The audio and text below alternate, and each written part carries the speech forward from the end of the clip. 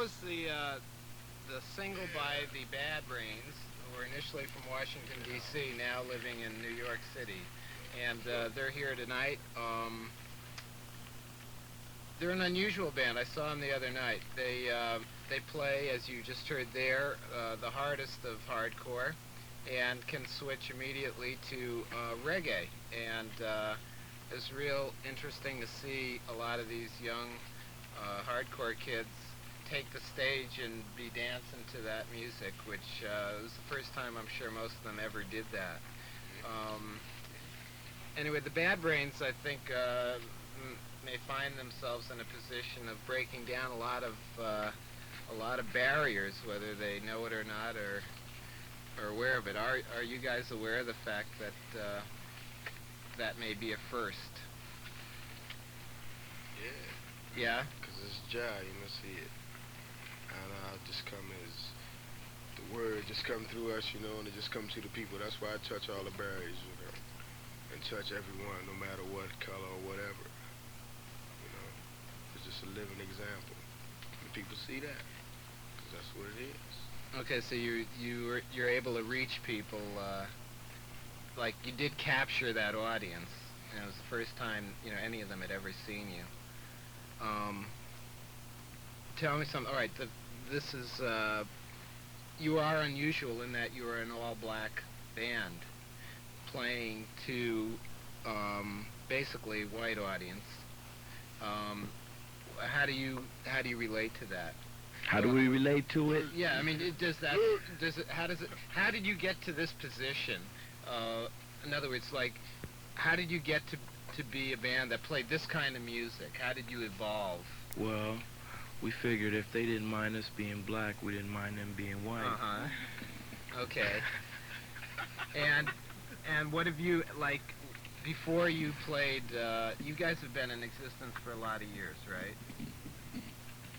A lot. What's a lot? Well, I'm asking you, what's a lot? 3 years. Oh, yeah. 4 years. Uh-huh. In them time there, you know. Okay, and you, I guess that is a lot for okay. a band. And Same people. you sort of spawned something on the East Coast, sort of fathered the hardcore scene in D.C., and now in New York you seem to be having a lot of influence. How did you get to be interested in first of all, this one area that you do cover, hardcore music? How did that happen? Well, it was just mainly the message and the music that attracted us to it.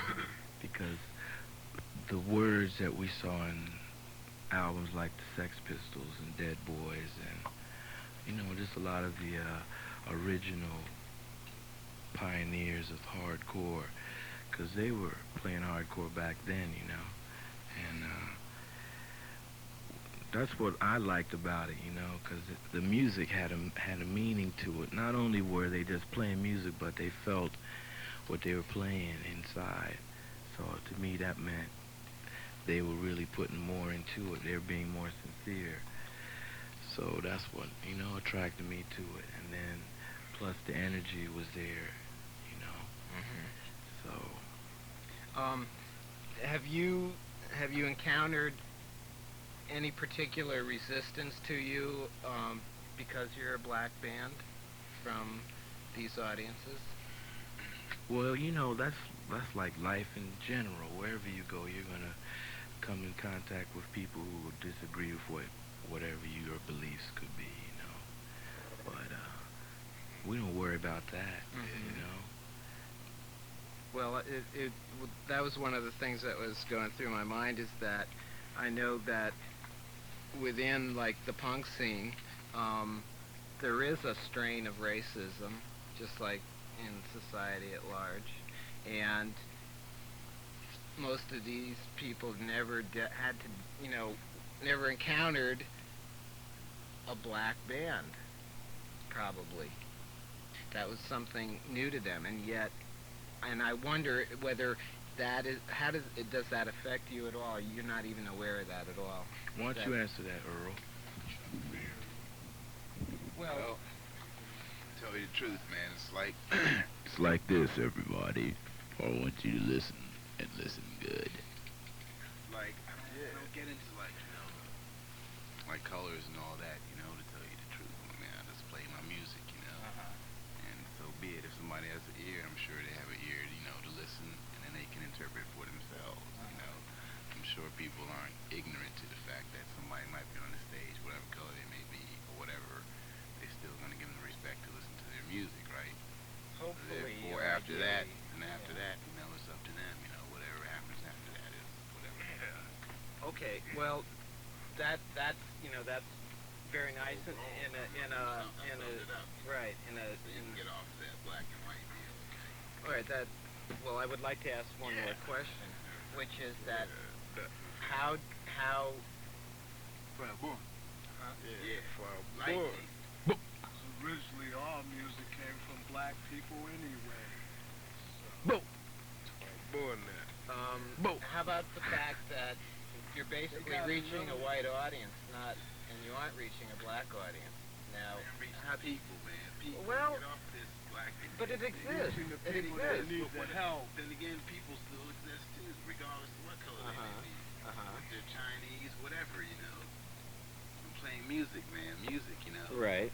which has a span, to reach beyond, color. So let's look at it like that, okay? All right. Well, that's okay. We will ignore the certain realities if you wish. Okay, okay. You say let's ignore the realities. Well, let's face the realities. Okay. The realities of it is, in this day and age, in these times that we're living in, for right now, a majority of the audience we relate to is white. But that's only for a time. It's because they're always usually the first to get exposed to new things due to education and certain money runnings, It was the same way with Jimi Hendrix, At first, his first audience was same with a lot of the reggae musicians. Bunny Wailer, Bob Marley, At first, a lot of their audiences was white in Europe and in the U.S. Until it was finally known, then things switched over. So for right now, yeah, but believe me, the tables will turn. That's why we don't even want to get involved with that, because we're going beyond that, because right now, I just come to unite all races and all colors, And the music, the reason why it goes so good hand in hand, reggae and hardcore, is because the vibrations come from the same place, see it, which is inner strength. One comes from one culture, the U.S. culture, hardcore. The others from an African culture, reggae, Rastaman culture. From the beginning of the ancient days of civilization, if you really want to talk about music, that music is so old they don't even know how old it is. See it. It comes from Mount Zion. You know where that is?